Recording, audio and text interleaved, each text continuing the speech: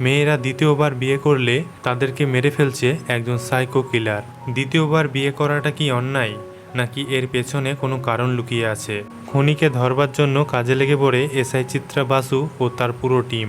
কথা বলছিলাম কিছুদিন আগে হইচই প্ল্যাটফর্মে মুক্তি পাওয়া ওয়েব সিরিজ বীরাঙ্গনার কথা। তা চলুন কথা না বাড়িয়ে আজকের গল্প শুরু করা যাক। গল্পের শুরুতে দেখানো হয় দুজন ছেলে ড্রিঙ্ক করছে। তাদের মধ্যে একজনের আজকে বিয়ে। তারপর ছেলেটি ঘরে প্রবেশ করে দেখে তার বিবাহিতা স্ত্রী মারা গেছে। মেয়েটি চোখ দিয়ে রক্ত পড়ছে। মেয়েটির নাম ছিল ফাল্গুনী। তারপর সেখানে থানার সিনিয়র অফিসার এসআই আসে। তার নাম ছিল বড়াল। তারপর বড়াল মৃত মেয়েটিকে দেখে বলে এই মেয়েটি সুইসাইড করেছে। তারপর এখানে আমরা জানতে পারি ফাল্গুনির এটা দ্বিতীয় বিয়ে।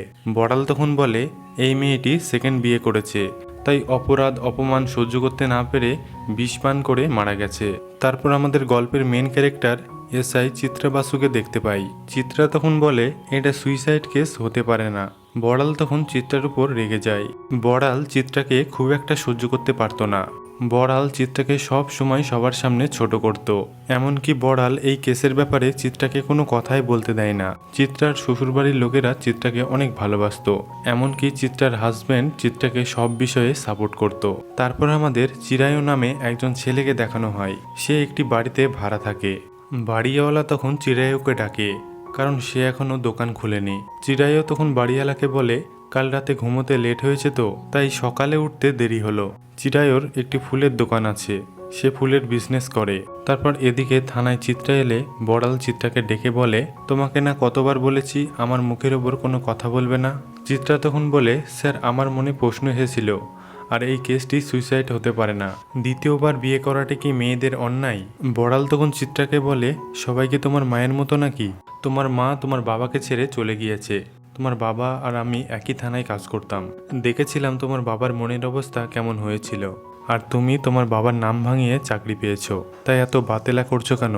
চিত্রার মন তখন অনেক খারাপ হয়ে যায়। তারপর আমরা চিত্রার ছোটবেলার দৃশ্যে দেখতে পাই চিত্রার স্কুল ছুটি হলে চিত্রার বাবা চিত্রাকে নিতে আসে। চিত্রা তার বাবাকে বলে যে তার মা আসেনি কেন। চিত্রার বাবা তখন চিত্রাকে বলে যে তাদের মা তাদের ছেড়ে চলে গিয়েছে, এবার থেকে চিত্রাকে চিত্রার বাবাই স্কুল থেকে নিয়ে যাবে। বড়াল তখন চিত্রাকে ডাকতেই চিত্রার ঘুম ভেঙে যায়। চিত্রা ঘুমিয়ে পড়েছিল। বড়াল তখন চিত্রাকে সুইসাইড কেসটাকে সাজাতে বলে। তারপর চিত্রার হাজবেন্ড চিত্রার জন্য খাবার পাঠিয়েছে, সাথে একটি ফুলও ছিল। চিত্রা তখন বুঝতে পারে আজ তাদের অ্যানিভার্সারি, যেটা চিত্রার একদম মনে ছিল না।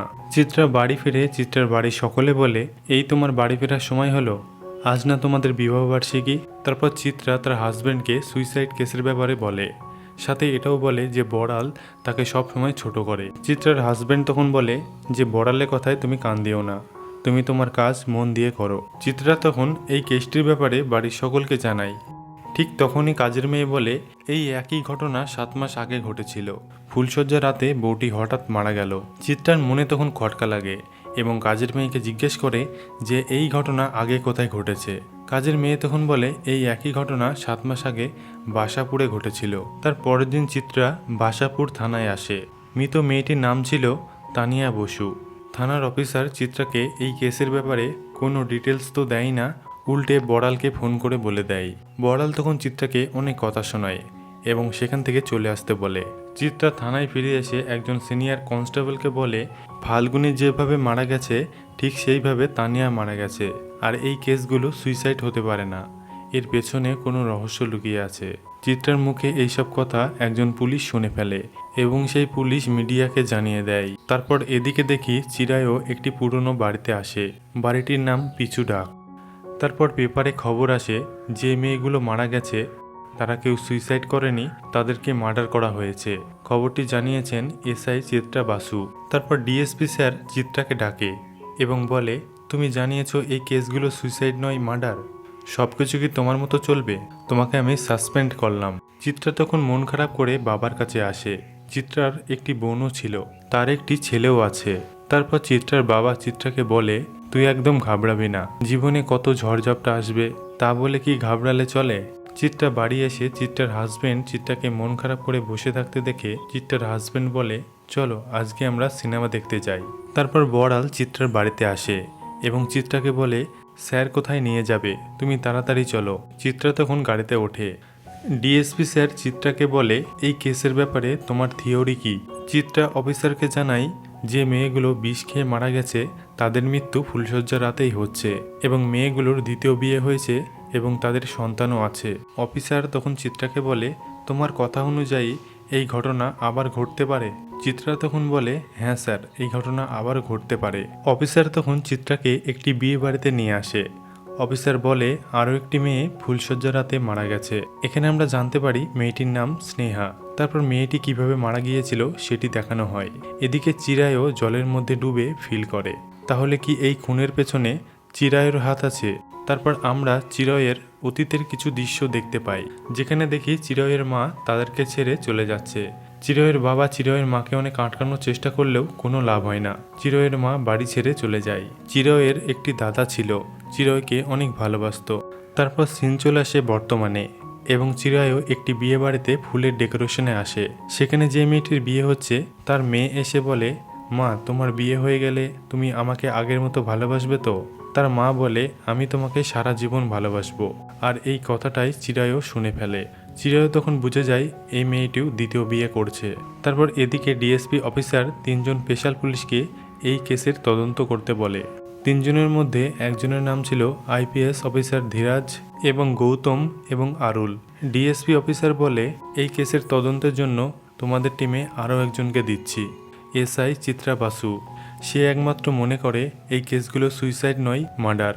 ধীরাজ তখন অফিসারের কথা মতো চিত্রাকে তাদের টিমে নেয় এবং খুনিকে ধরবার জন্য কাজে লেগে পড়ে। ধীরাজ তখন চিত্রাকে বলে, তুমি এই কেসের ব্যাপারে কি জানো? চিত্রা তখন বলে, খুনি যে মেয়েগুলোকে টার্গেট করছে সেই মেয়েগুলোর দ্বিতীয়বার বিয়ে হয়েছে এবং তাদের একটি করে সন্তান আছে এবং আমাদের খুনিকে ধরতে হলে সামনে কোন তারিখে বিয়ে আছে সেটি আমাদের জানতে হবে। তারপর আমাদের খোঁজ নিতে হবে এদের মধ্যে কোন মেয়েগুলোর দ্বিতীয়বার বিয়ে হচ্ছে। ধীরাজের চিত্রার প্ল্যানটি পছন্দ হয় এবং চিত্রাকে কাজে লেগে যেতে বলে। চিত্রা রেজিস্ট্রি ম্যানেজারের সাথে খোঁজ নিয়ে জানতে পারে সামনে তোরসা নামে একটি মেয়ের দ্বিতীয়বার বিয়ে হচ্ছে। তারপর চিত্রা ও তার পুরো টিম বিয়ে বাড়িতে হাজির হয় এবং খুনিকে ধরবার জন্য তৈরি থাকে। চিত্রা যেখানে বসেছিল সেখানে খাবারের প্লেট নিয়ে চিরায়ও আসে আর বলে, ম্যাডাম, এখানে কি আমি বসতে পারি? চিত্রা বসার অনুমতি দেয়। তারপর চিরায়ও চিত্রাকে বলে, আপনাকে কোথাও দেখেছি জানেন? আপনাকে আমি টিভিতে দেখেছি। আপনি তো পুলিশের টিমে আছেন, তাই না? চিরায়ও চিত্রাকে বলে, কি সাংঘাতিক ব্যাপার বলুন তো, মেয়েগুলো হঠাৎ সুইসাইড করছে। ঠিক তখনই যে মেয়েটির বিয়ে হচ্ছে সেই মেয়েটি হঠাৎ অজ্ঞান হয়ে যায়। চিত্রা তখন ছুটে মেয়েটির কাছে চলে যায়। তারপর মেয়েটির জ্ঞান ফিরে আসে এবং মেয়েটি জানায় সারাদিন উপোস থাকার কারণে সে অজ্ঞান হয়ে গেছিল। কিন্তু এদিকে চিরায়ও চুপচাপ বসে খাবার খাচ্ছিল। তারপর আমাদের চিরায়ুর কিছু অতীতের দৃশ্য দেখানো হয় চিরয়ের দাদাকে এবং চিরয়কে তাদের বাবা খাবার খেতে দিচ্ছিল। তারপর চিরয়ের বাবা পায়েসে বিষ মিশিয়ে নিজেও খায় এবং তার 2 ছেলেকেও খাইয়ে দেয়।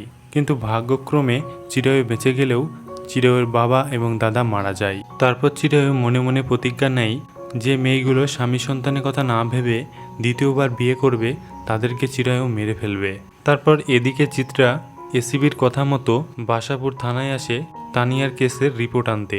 চিত্রা যখন প্রথমবার বাসাপুর থানায় এসেছিল, ইন্সপেক্টর চিত্রাকে বড়ালকে দিয়ে অনেক কথা শুনেছিল, তাই চিত্রা অফিসারের সাথে একটু ঠাট্টা করে। চিত্রা তখন তানিয়ার রিপোর্ট নিয়ে সোজা তানিয়ার বাপের বাড়ি চলে যায়।